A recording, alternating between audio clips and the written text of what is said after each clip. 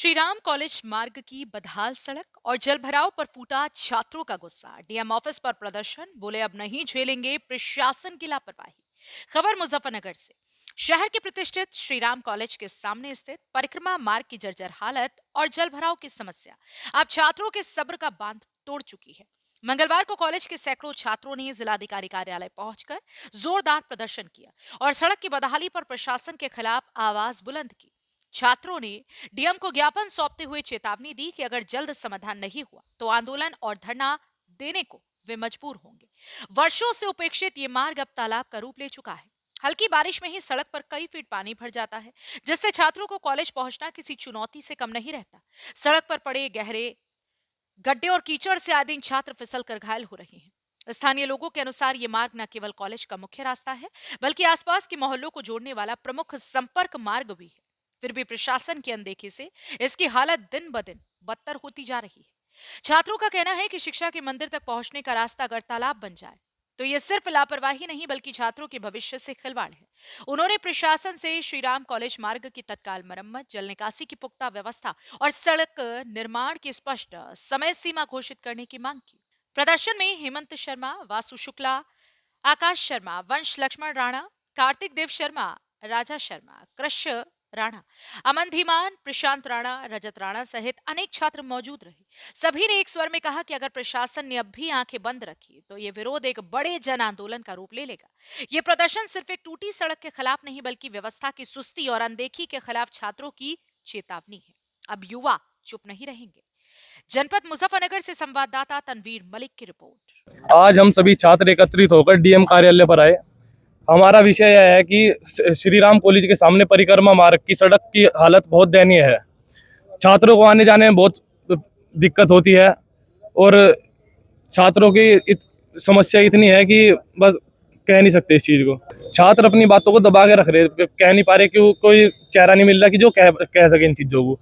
तो छात्रों ने हमें कहा इस चीज़ को कि हमारी बातें रखी जा। तो हम आज डीएम साहब के पास आए। हमने उन्हें ज्ञापन दिया कि सड़क का कार्य जल्दी से जल्द पूर्ण कराने की कृपा करें।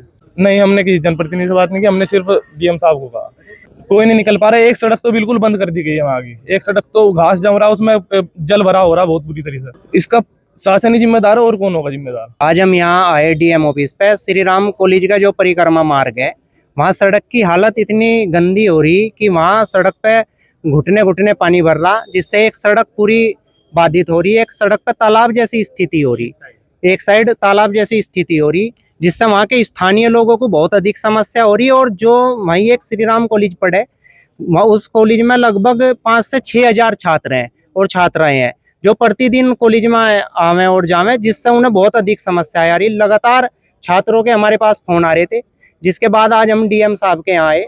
इन्होंने हमें 15 दिसंबर तक का आश्वासन दिया कि 15 दिसंबर तक आपकी सड़क बन जाएगी।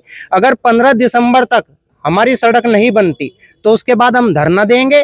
अगर धरना देने से भी हमारा काम नहीं चलता तो वो उस सड़क का चौड़ा और उस सड़क का पानी, गंदा पानी भर के जो भी इसके जिम्मेदार है, चाहे वे शासन के लोग हो चाहे वे प्रशासन के लोग हो, उनके ऑफिसों में भरने का काम हम छात्र करेंगे। वहाँ थोड़ी वर्चस्व की बू आ रही है। ऐसा लग रहा है कि वहाँ कुछ वर्चस्व का मामला चल रहा है, जिससे वो सड़क पेंडिंग पड़ी है। और उससे छात्रों का उन वर्चस्व की लड़ाई से छात्रों का क्या दोष, और जो वहाँ स्थानीय लोग रह रहे हैं उनका क्या दोष।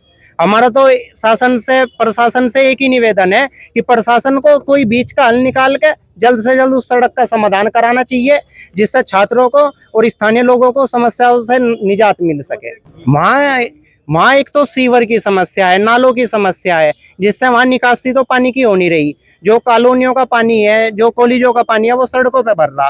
तो जब तक वहाँ की निकासी नहीं होने की, जब तक यही समस्या वहाँ बनी रहेगी। तो प्रशासन से भी हमारी मांग है कि इसका एक स्थायी समाधान निकालने की कोशिश करें, कि जिससे आने वाले समय में फिर दोबारा ये समस्या उत्पन्न न हो सके। जनपद मुजफ्फरनगर से संवाददाता तनवीर मलिक की रिपोर्ट। उत्तर प्रदेश के जनपद मुजफ्फरनगर की ओर आसपास के सभी छोटी बड़ी खबरें देखने के लिए देखते रहे आपका अपना पसंदीदा सचनामा हिंदी समाचार पत्र एवं डिजिटल मीडिया।